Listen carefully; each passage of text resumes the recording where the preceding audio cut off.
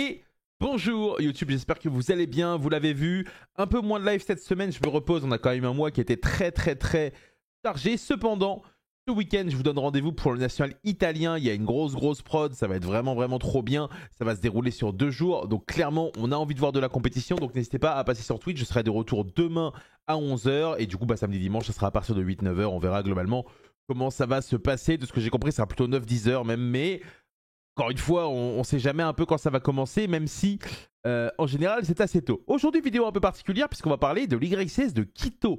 Vous n'avez pas forcément entendu parler de cette YCS, mais il s'est déroulé en même temps que le championnat de France. C'est les YCS qui se déroulent en Amérique du Sud, donc c'était l'Équateur, je crois. Et la majorité du temps, ces YCS-là ont un peu moins de joueurs, un peu moins de niveau moyen pour beaucoup d'entre vous, mais l'idée c'est qu'à la fin, c'est toujours des joueurs très connus qui se retrouvent en top. Et là, ça n'a pas manqué puisque le champion du monde en titre était en top. On a également Christian Urena qui était en top, mais surtout ce qui va vous choquer, c'est le deck qui a remporté ce YCS. Effectivement, l'idée c'est que en ce moment, à part Malice et Rising Mitsu, c'est vrai qu'on n'entend pas forcément parler un peu des autres decks. Il y a Crystron, il y a Mermail, il y a Mitsurugi Fiendsmith, il y a potentiellement plein de decks qui vont avec les variantes Mitsurugi, voire même des Mitsurugi purs. Mais là, mesdames et messieurs, c'est un autre deck qui s'impose aujourd'hui et vous allez être très contents. Pour les fans de decks un peu autres, c'est évidemment un Evil Twin qui s'est imposé. On va regarder la decklist en intégralité et analyser tout ça. Comme d'habitude, si le contenu vous plaît, n'hésitez pas à vous abonner à cette chaîne YouTube. Ça me soutient énormément. On est parti. Du coup, donc YCS Quito, donc il y a eu 9 rondes et un top 32. Globalement, donc comme je dis, il y avait le champion du monde sur place, il y avait Christian Urena. Alors globalement, il y avait il y avait une bonne partie des très gros joueurs américains, même si en même temps, il y avait un régional qui était assez gros, où Charlie Fooch notamment a fait top 8, qui se déroulait à Philadelphie ou c'est Oklahoma? C'est un des deux. Et donc, c'est Live Twin qui s'est tout simplement imposé ici. Donc Live Twin, pour ceux qui ne connaissent pas, le principe est simple. On va combiner des names qui vont être des rouges et des bleus. Les rouges peuvent invoquer les bleus peuvent invoquer les rouges, notamment grâce aux cartes de l'extra deck qui sont ici, avec Kissikil et évidemment Lila. Et en gros, l'idée c'est que ce deck a été renforcé lors de la dernière extension, notamment avec la sortie de la nouvelle lien qui s'appelle Kissikil Deal, qui nous permet de faire foolish quand elle est invoquée sur un monstre Lila, et qui, une fois qu'elle a tout simplement résolu cet effet, chaque fois que l'adversaire va répondre à une carte à l'activation d'un de vos effets de Kissikil ou Lila, il va piocher une carte après que l'effet soit résolu. Donc ça, c'est vraiment quelque chose qui est vraiment très bien. Mais la grosse force du deck, c'est que globalement, une fois qu'on a invoqué notre rouge et notre bleu, on va pouvoir invoquer Trouble Sunny. Trouble Sunny, c'est un monstre 4 qui, en Quick Effect, peut réinvoquer les 2 du cimetière en se sacrifiant. Mais l'idée, c'est qu'en gros, vous allez invoquer Trouble Sunny, vous allez faire l'effet de Trouble Sunny pour réinvoquer les 2. Et une fois que les 2 sont revenus, vous avez 2 monstres démons de lien 2, ce qui vous permet d'invoquer évidemment Abao, qui est un des monstres les plus forts, en tout cas générique actuellement dans le jeu, mais qui est assez restrictif. Alors quand je dis générique, c'est générique mais à la fois restrictif, puisque du coup il vous faut un démon pour le faire. Et du coup Abao, elle dit que pendant la main phase en quick, elle peut défausser une carte pour soit détruire une carte sur le terrain, soit se bannir de façon à invoquer un light et dark du cimetière. Donc l'idée en gros, c'est que vous allez réinvoquer la Trouble Sunny. Donc en fait gratuitement, vous allez avoir une Abao sur le board qui va être potentiellement une interrupt, et qui, et qui en même temps va vous permettre de cycler votre cimetière. Donc voilà globalement un peu comment le deck se comporte. À côté de ça, le deck peut jouer évidemment les Fiendsmith, qui est plutôt pratique. Pourquoi? Parce que du coup, notre Kissikil Deal est un monstre démon lumière, donc du coup c'est un pont naturel jusqu'à la Requiem, ce qui est évidemment relativement intéressant.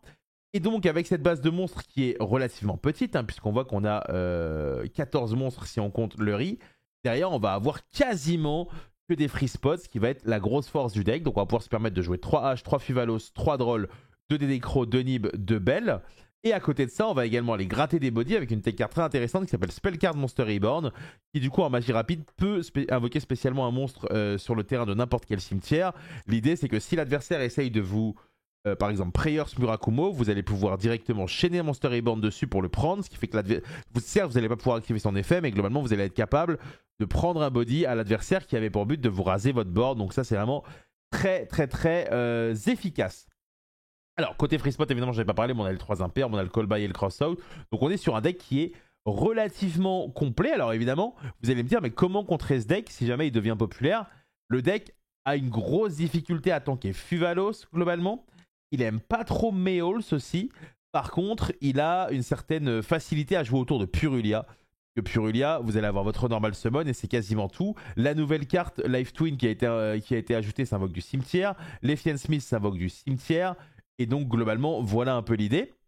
Au niveau de l'extra, on a également accès, du coup, vu qu'on a Lefian Smith, à César, qui est une carte qui est évidemment extrêmement impactante dans le jeu aujourd'hui. Et en Interrupt Dungeon, on va avoir évidemment le piège Fian Smith in Paradise qui vous permettra d'envoyer la Dezrae de façon à gérer une ressource adverse quand l'adversaire fait une invocation spéciale.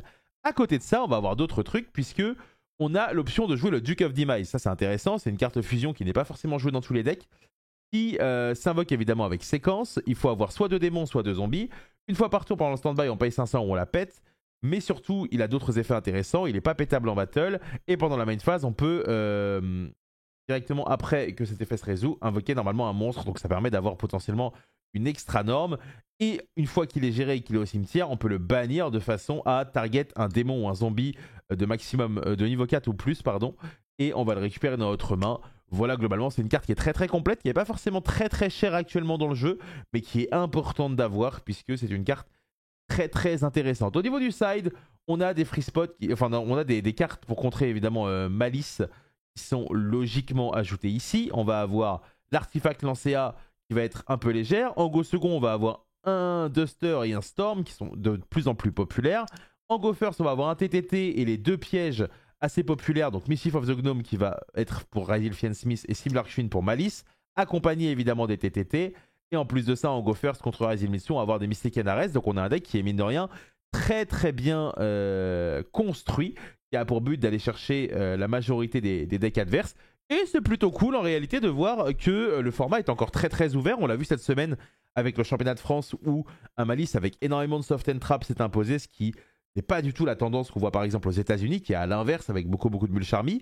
Là ici on voit un live twin et donc du coup la question que j'ai envie de vous poser c'est qu'est-ce que vous pensez du format et est-ce qu'il peut encore évoluer? On a le national italien ce week-end, la semaine d'après on aura Allemagne et Angleterre. Je ne pourrais pas vous commenter cela parce que moi je vais aller jouer le national d'Angleterre sur place, mais nul doute qu'il y aura plein de créateurs de contenu pour vous le caster. Et moi, potentiellement, j'en sélectionnerai un pour aller faire des visios Discord entre les rondes. Voilà un peu l'idée. Encore une fois, si le contenu vous plaît, n'hésitez pas à vous abonner. Merci à tous ceux qui m'ont suivi, m'ont envoyé des messages pour le championnat de France.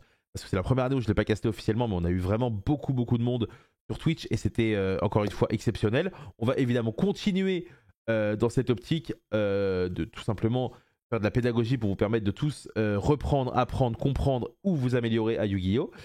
Quelque chose qui est important pour moi. Donc merci à tous. Prenez soin de vous. Bonne soirée à tous et au revoir.